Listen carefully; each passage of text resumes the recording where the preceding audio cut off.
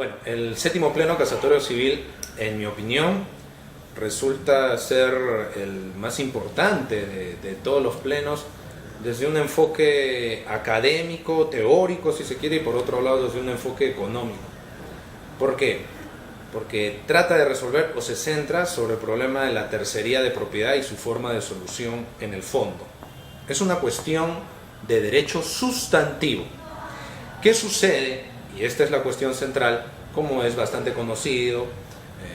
¿Qué sucede cuando un acreedor embarga un bien que en registros públicos aparece como propiedad de su deudor, y resulta luego que un tercero presenta un documento con fecha cierta anterior a la traba del embargo? La cuestión es, ¿ese embargo debe levantarse o no? Porque en principio podría decirse que se está embargando un bien que no es del deudor. Si bien es cierto, el deudor aparece como propietario en el registro público, fuera del registro ya operó una transferencia de propiedad. Entonces, ¿qué tenemos aquí? Por un lado, el derecho de crédito del acreedor embargante, y por otro lado, el derecho de propiedad no inscrito del tercerista. Son dos derechos subjetivos que se están enfrentando. La doctrina absolutamente dominante, la jurisprudencia unánime, tiene absolutamente claro de que la tercería de propiedad en el fondo implica un tema de conflictos de derechos subjetivos que se tiene que dilucidar según lo que mande la ley. Hay que tener en cuenta, y esto a veces se ha obviado, que los derechos subjetivos por naturaleza ninguno es más importante que otro. Eso hay que tenerlo muy en cuenta, y eso en mi concepto resulta ser también algo unánime en la doctrina. No existe ningún autor que diga que un derecho subjetivo por sí mismo es más importante que otro. Yo podría mencionar en este momento un autor clásico y muy conocido entre nosotros como Luis Díez Picasso, que señala que los conflictos de derechos, los conflictos de oponibilidad de derechos subjetivos se solucionan en base a un tema de política legislativa. No es algo que se resuelva por naturaleza jurídica o por naturaleza de las cosas. Un autor como Díez Picasso, muy conocido entre nosotros. Y por otro lado, podría traer un autor de teoría general del derecho, al profesor danés Alf Ross, que también ha escrito bastante sobre este tema, y él también señala que los derechos subjetivos por sí mismos ninguno es más importante que el otro. Depende de decisión del legislador. Esto lo digo porque hay algunos autores que han señalado que el derecho real por sí mismo es más importante que el derecho de crédito. Hay alguna jurisprudencia que también ha señalado eso. Las naturalezas jurídicas de estos derechos son diferentes, pero de la naturaleza jurídica yo no voy a determinar que uno se imponga necesariamente frente al otro. Eso es un tema que decide el legislador. Depende de ordenamiento en ordenamiento.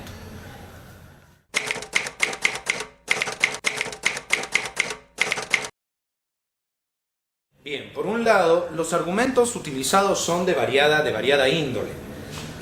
A nivel jurisprudencial, así lo pude comprobar en una investigación que realicé el año pasado. A nivel jurisprudencial, el argumento principal, no el único, es cierto, pero sí el principal, era aquel que entendía que el derecho real es erga omnes, mientras que el derecho de crédito es inter partes. Sin embargo, desde la segunda mitad del siglo XX, la mejor doctrina europea y latinoamericana, las cortes europeas y las cortes latinoamericanas, tienen absolutamente claro que los derechos de crédito también son oponibles erga omnes. Los derechos de crédito también pueden ser lesionados por terceros. Ahora, los amigos que me están viendo deben saber que los autores peruanos que han tratado de refutar esa idea, que son en realidad muy pocos, no han analizado a fondo el texto, por ejemplo, de Francesco Donato Busnelli y otros textos más que defienden esta idea que yo suscribo por completo. Los derechos de crédito también son oponibles erga omnes, también merecen protección extracontractual. Pensemos en algo. Si existe el pago por tercero, ¿por qué no podemos admitir que un tercero puede lesionar el derecho de crédito? Si un tercero puede satisfacer el derecho del acreedor, ¿por qué no también podría lesionarlo? Entonces, ese es un primer punto. Otro segundo punto que suele argumentar o últimamente se ha estado señalando, en mi opinión, de forma bastante inexacta, es aquella idea que entiende que la Constitución y la Convención Interamericana de Derechos Humanos favorece la idea que sugiere privilegiar la propiedad no inscrita. Eso, amigos míos, es bastante inexacto, por una simple y sencilla razón. El Tribunal Constitucional, viene a mi mente en este momento el caso Nesta, cuyo fundamento 26 señala claramente que la propiedad en sentido constitucional, la propiedad mencionada en el artículo 70 de la Constitución, no es la propiedad del Código Civil, no es la propiedad en sentido civil, es mucho más. No lo digo yo, lo ha dicho desde siempre el Tribunal Constitucional. Según el Tribunal Constitucional, en la decisión a la que acabo de hacer referencia, se dice claramente que la propiedad se refiere a cualquier derecho subjetivo patrimonial, lo que implica también el derecho del acreedor embargante, el derecho del demandado en el proceso de tercería. El derecho del demandado tiene protección constitucional directa y clara en el artículo 70 de la Constitución. Insisto, no lo digo yo, hay que revisar esa sentencia del Tribunal Constitucional y otras sentencias más.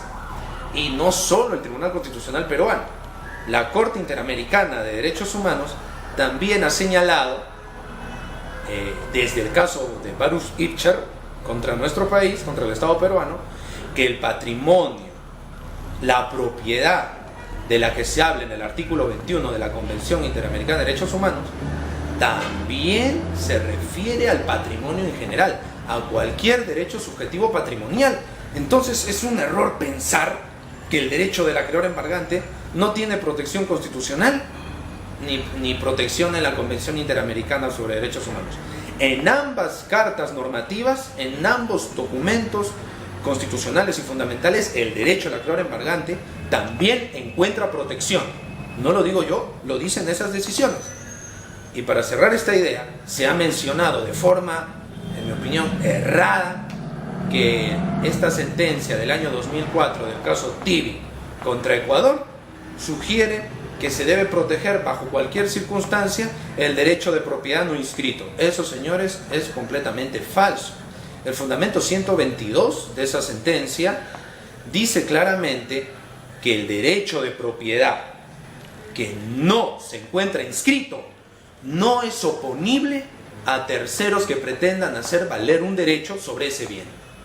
Si yo no inscribo mi propiedad, no es oponible a terceros que tengan derechos o pretendan hacer valer derechos sobre el bien respectivo. Y definitivamente el acreedor que tiene un embargo inscrito sobre un bien es un tercero que busca hacer valer un derecho, en este caso el derecho a realizar su crédito sobre este bien. Entonces es de lamentar que se haya estado difundiendo información tan inexacta en relación a lo que dice nuestra Constitución, lo que dice el Tribunal Constitucional, lo que dice la Convención Interamericana de Derechos Humanos y lo que ha dicho la Corte Internacional al respecto. El acreedor embargante también tiene esta protección.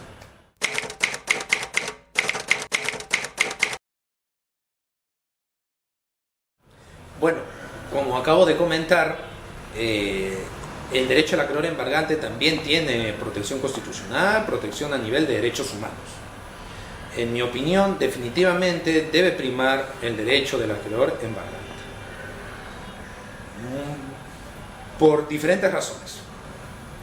Las que puedo mencionar ahora es que el argumento clásico de la jurisprudencia para tomar partido por la propiedad no inscrita resulta equivocado. El derecho de crédito también tiene protección erga omnes. No hay ningún problema en apelar a normas registrales. Las normas registrales son parte del derecho civil. Muchos han dicho que como el 2022 alude al derecho común, no puede referirse a la normativa registral. En absoluto, la normativa registral forma parte del derecho civil. Muchas normas de obligaciones de contratos toman como referencia al registro público para dirimir diferentes conflictos de derechos. Si uno revisa el 1708 del Código Civil, el 2023 del Código Civil, ve claros supuestos de conflictos de derechos de diferente naturaleza que se resuelven en favor de la inscripción.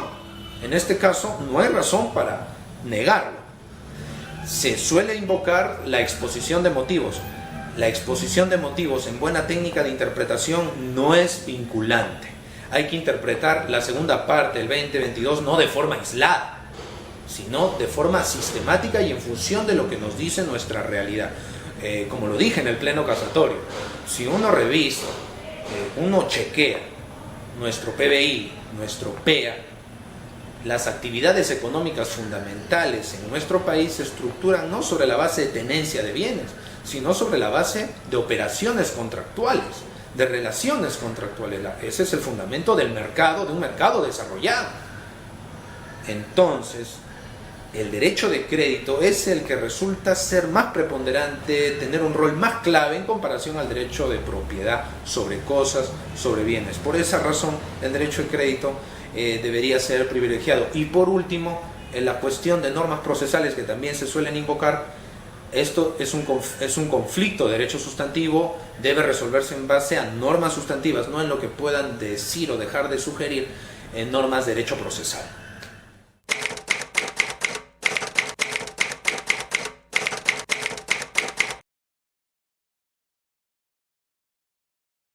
Estoy muy en desacuerdo. Un pleno casatorio debe ser claro y directo. Trata de generar predictibilidad.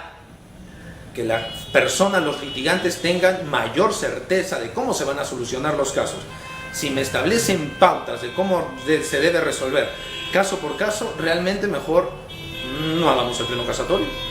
Porque si los jueces van a poder seguir discrepando entre sí sobre este tema, la verdad que no tendría mayor sentido. Yo no quisiera realmente que la Corte Suprema resuelva de esa forma como se está sugiriendo, que hay que ver caso por caso cómo se prueba el derecho de propiedad. Perdón, pero la tercería de propiedad no es un tema de acreditación de derechos. Esto no es un proceso de declaratoria de dominio, no es un proceso de lo que se llama mejor derecho de propiedad. Esto es un asunto de oponibilidad de derechos.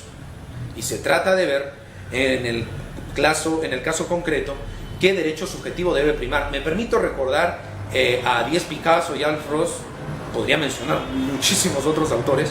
Los temas de oponibilidad de derechos no se resuelven caso por caso, son reglas que tienen que resolver o tienden a resolver de forma general y concreta.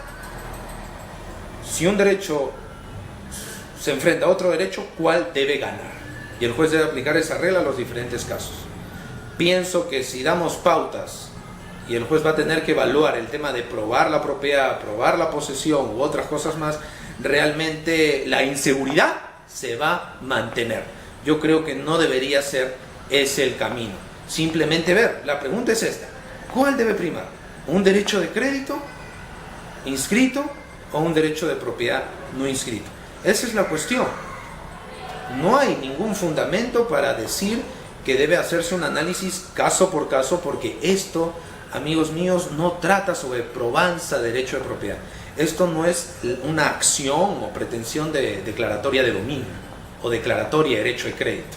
Esto es un tema de oponibilidad de derechos subjetivos.